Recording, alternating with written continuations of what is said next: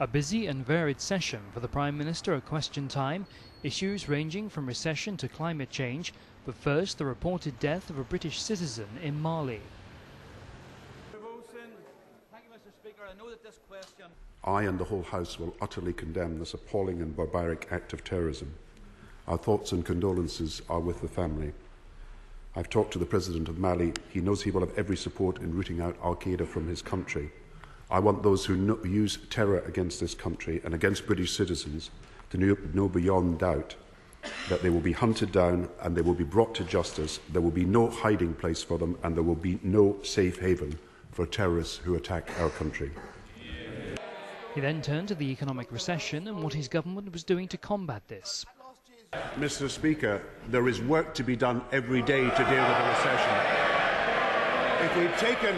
If we'd taken the advice of the other parties, we wouldn't have taken action to nationalise the banks. We wouldn't have taken action to deal with the problems that small businesses face. We wouldn't have taken action to deal with the problems that people face with unemployment. This is the action that needs a government that is taking action every day. On the issue of expenses for members of Parliament, we have got two jobs of work to do. One is to clean up the system, the expenses system, where I think everybody else in the House except him agrees that you've got to get action taken now to clean up that system. And I think the second thing is we've got to take this country through the recession. And on the build-up with the coming climate change conference in Copenhagen. Mr. Speaker, we will lead the way at the G8 summit in proposing how we can solve the two problems that are preventing a Copenhagen agreement.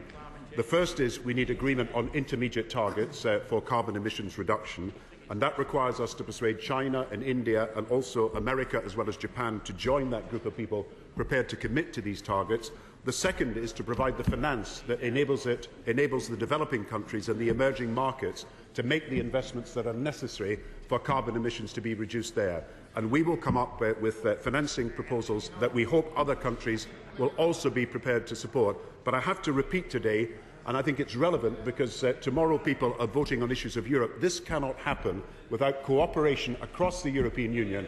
And those parties who want to break from the European Union will neither have an economic policy that works for Britain nor an environmental policy, which is what we need.